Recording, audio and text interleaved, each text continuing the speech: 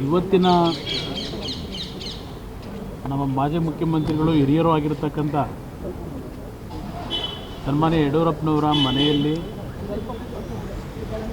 ಎರಡೂ ಪಕ್ಷದ ಪ್ರಮುಖ ನಾಯಕರುಗಳೇನಿದ್ದೇವೆ, ಮಾಜಿ ಮುಖ್ಯಮಂತ್ರಿಗಳಾಗಿರ್ತಕ್ಕಂಥ ಬಸವರಾಜ ಬೊಮ್ಮಾಯಿ ಅವರು, ಸದಾನಂದ ಗೌಡರು, ವಿರೋಧ ಪಕ್ಷದ ನಾಯಕರಾಗಿರ್ತಕ್ಕಂಥ ಅಶೋಕ್ ಅವರು, ನಮ್ಮ ಪಕ್ಷದ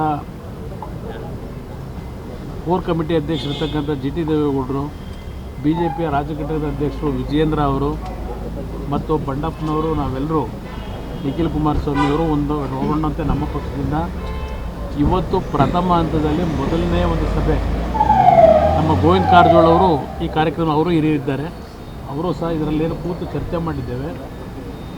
ಮುಂದೆ ಬರ್ತಕ್ಕಂಥ ವಿಧಾನ ಪರಿಷತ್ತಿನ ಚುನಾವಣೆಗಳು ಮತ್ತು ಈಗ ಏನು 2 ವರ್ಷದ ಅವಧಿಗೆ ವಿಧಾನ ಪರಿಷತ್ತಿಗೆ ಬೆಂಗಳೂರು ಶಿಕ್ಷಕರ ಕ್ಷೇತ್ರದ ಒಂದು ಬೈ ಎಲೆಕ್ಷನ್ ಇದೆ.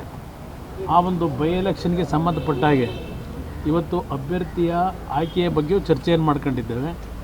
BJPಯ ಹೈಕಮಾಂಡ್ಗೆ ಇವತ್ತಿನ ಸಭೆಯ ಉದ್ದೇಶಗಳನ್ನು ಸಂಪೂರ್ಣ ಮಾಹಿತಿಯನ್ನು ಕೊಟ್ಟು ಹೈಕಮಾಂಡ್ನ ಅನುಮತಿಯೊಂದಿಗೆ ಮುಂದಿನ ದಿನಗಳಲ್ಲಿ ಇದು ಒಂದು ಪ್ರಾರಂಭಿಕ ಹಂತದಲ್ಲಿ ಈ ಒಂದು ಉಪಚುನಾವಣೆ ಏನಿದೆ ಇಲ್ಲಿಂದಲೇ ಒಂದು ಸಂದೇಶ ಮುಂದಿನ ವಿಧಾನ ಪರಿಷತ್ತಿನ ಸ್ಥಳೀಯ ಸಂಸ್ಥೆಗಳ ಚುನಾವಣೆ ಇರ್ಬೋದು, ಅದ್ರ ಜೊತೆಗೆ ಲೋಕಸಭೆಗೆ 28 ಕ್ಷೇತ್ರದಲ್ಲೂ ಎರಡೂ ಪಕ್ಷಗಳ ಅಭ್ಯರ್ಥಿಗಳು ಗೆಲ್ತಕ್ಕಂಥ ನಿಟ್ಟಿನಲ್ಲಿ ಇವತ್ತು ನರೇಂದ್ರ ಮೋದಿಯವರ ಕೈ ಬಲಪಡಿಸ್ತಕ್ಕಂಥ ನಿಟ್ಟಿನಲ್ಲಿ ದೇಶದ ಒಂದು ಅಭಿವೃದ್ಧಿಗೆ ಎಲ್ಲರೂ ಒಟ್ಟಾಗಿ ಯಾವ ರೀತಿ ಹೋಗಬೇಕು ಅನ್ನೋದ್ರ ಬಗ್ಗೆ ಚರ್ಚೆ ಮಾಡಿದ್ದೇವೆ.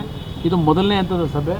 ಮುಂದಿನ ದಿನಗಳಲ್ಲಿ ಎರಡೂ ಪಕ್ಷದ ಸೌಹಾರ್ದತೆಯಿಂದ ಈ ಒಂದು ರಾಜ್ಯದಲ್ಲಿ ಈ ಒಂದು ಕೆಟ್ಟ ಆಡಳಿತ ಸರ್ಕಾರವನ್ನು ಇವತ್ತು ಎದುರಿಸ್ತಕ್ಕಂಥ ನಿಟ್ಟಿನಲ್ಲಿ ಜೊತೆಗೂಡಿ ಕೆಲಸ ಮಾಡ್ತಕ್ಕಂಥ ಹಲವಾರು ವಿಷಯಗಳು ಚರ್ಚೆ ಮಾಡಿದ್ದೇವೆ.